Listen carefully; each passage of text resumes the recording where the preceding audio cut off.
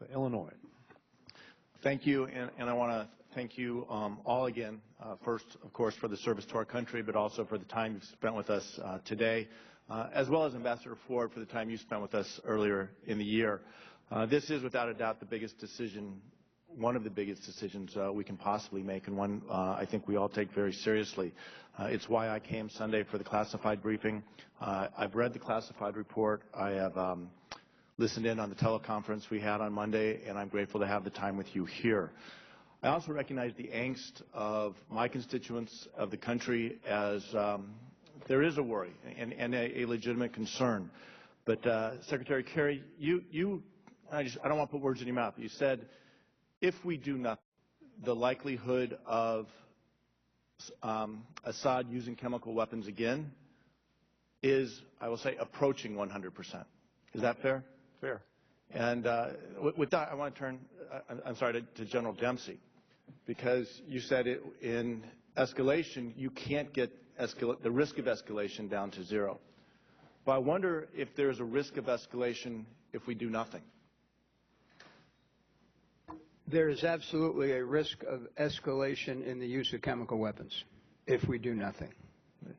And if that approaches 100%, if we do stand down now, is there a likelihood that we're back at this same question again a month or 6 months from now at a higher level with a greater risk? I believe so. I think so. So as I evaluate the decision we have to make, the first thing I wanted to see was the evidence, and I think without a doubt, as you've said, beyond any reasonable doubt, the Assad regime has planned, perpetrated, and even tried to cover up this massive use of chemical weapons, weapons of mass destruction. One of my questions was a question of national interest, and General Dempsey, you've said without a doubt, for our soldiers, for our here at home, and our interests around the world, this is a threat to our national interests. Is that fair as we go through the decision process? It is, because of the essentially establishing it's an overused phrase, but a new norm. And I haven't lived in a world where militarily chemical weapons were routinely used, and I don't want to live in that world. From an international standpoint, I guess I come to, if we have the interest in our national interest, the authority, clearly I reviewed the chemical weapons convention. The United Nations is the authority here, but Secretary Kerry, you said the United Nations is not available to us. If it was, would we be on a different strategy, or is this all that's left to us? If the Russians were to join in and be willing to pass this with the Chinese, I guarantee the President would want to see it passed. All right, thank you. Could I just also, Congressman Holding left a question on the table, and I want to make sure it's not hanging out there.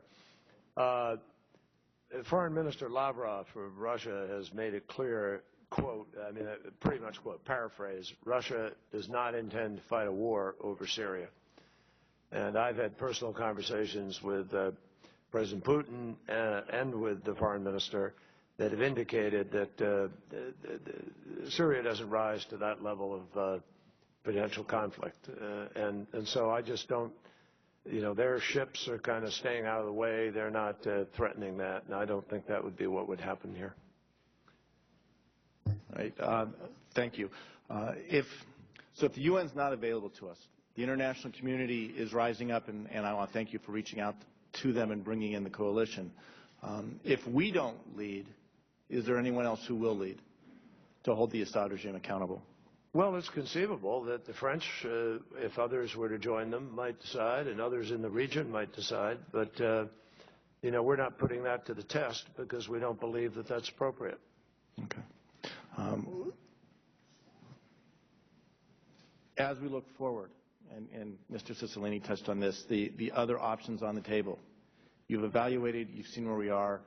This, as I said, is one of the biggest decisions we're going to make. Can you state definitively that the strategy laid out that you're considering will achieve the goals we have to deter, diminish the ability of the Assad regime to use chemical weapons going forward? Yeah, militarily I can state that the that we can achieve the goal of deterring and degrading.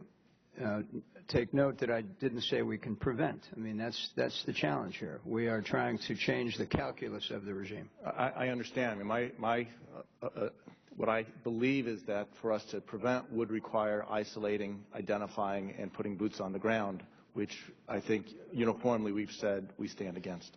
All right, thank you. I yield back. We'll go to Mr. Randy Weber of Texas. Thank you, Mr.